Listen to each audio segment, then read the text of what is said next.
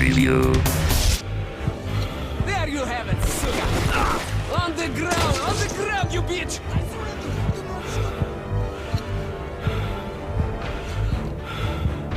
Hold on, Artyom, hold on, just a little more! After them now! Catch them! Bastards, блин, they're opening the gate! Drop them! I see them! In Metro Last Light, you can't escape the past. Its remnants are everywhere. You hear the screams of lost souls in the hallways and see the shadows of unseen spirits on the walls. This first-person shooter is an uncommonly well-crafted adventure that understands the fear and uncertainty that arise from silence and stillness. The game's predecessor, Metro 2033, established this series' penchant for mystery and supernatural drama, but Last Light is in a class all its own. It's not just another frightening trek through the dark corridors of the Metro, but a surprisingly moving journey that melds story, setting, and action into a special experience you won't want to miss.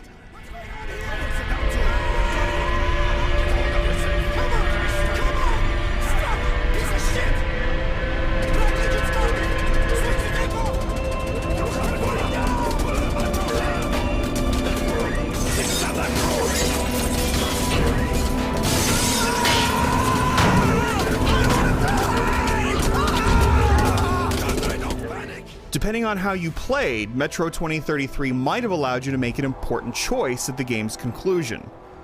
Last Light assumes you chose the most destructive possibility, and so the botanical garden that served as the home of the creatures known as the Dark Ones was scorched by missiles. You are Artyom, the man that burned the Dark Ones from the face of the earth. Now you are a ranger, but you still possess a link to the creatures once thought completely annihilated.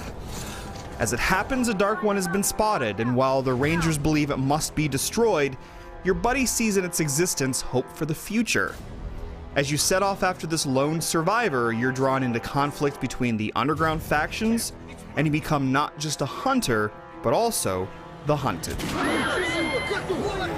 It's no surprise that a horror-themed shooter would punctuate your adventure with various moments of dread, shock, and occult circumstances that make the past come alive before your very eyes.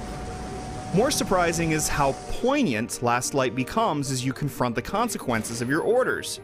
The final hours raise the emotional stakes and test your allegiances. Various events aren't just related to you in dialogue and cutscenes, but are illuminated by surreal gameplay sequences that remain in your psyche. There are plenty of mirthful asides amid the melancholy ones, however. Characters often react to each other in authentic ways, with jokes and insults rather than long-winded soliloquies. The things in D6 are like what the Conqueror took with him beyond the grave. Gold steel, and wild steeds, and treasures untold. Of course, the Tomb Raiders would always die horribly, killed by demons or ghosts, or their own greed. Khan, will you shut up or what? Hey, I heard that Lesnitsky did something. What happened? The inhabitants of the underground are colorful and individual. They move about with purpose, speaking at length to each other about war and family. You can attend an impressively long, detailed variety show with them. This is life in the Metro, and it's an amazing example of narrative craftsmanship. Such craftsmanship is also on display as you roam under and above ground. This is not a power shooter. You are not out to murder hundreds of nameless grunts without breaking a sweat. You're in danger, and you feel it most every step of the way. In dark, tight corridors, you hear the chattering of the mutated wildlife before you see it.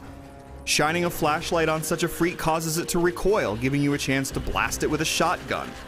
When you have several of these creatures on you, the combat becomes dance-like, with you using your flashlight to keep your distance.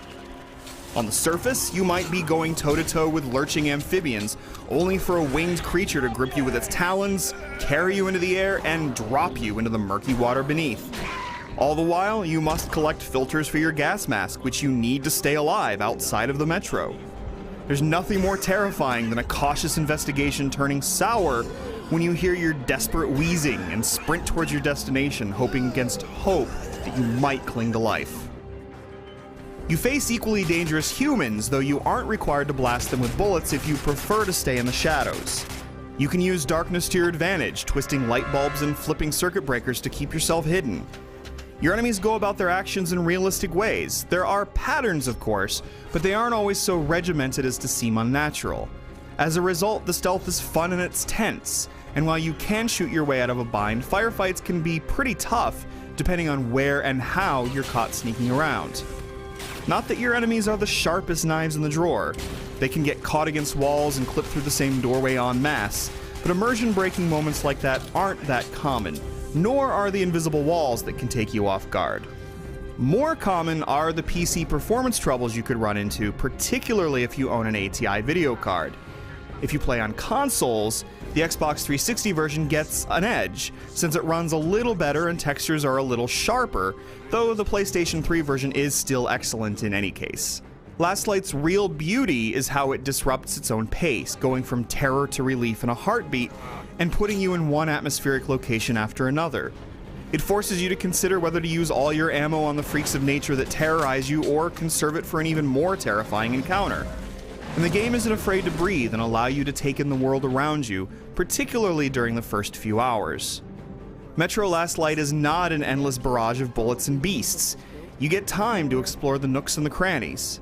It allows the chilling fog to seep into your bones, and when it finally comes time to aim your shotgun at mutated fiends, the impact is greater for the eerie silence that came before. Metro Last Light has demons, and it's only right that you muster the courage to face them. Ali, go!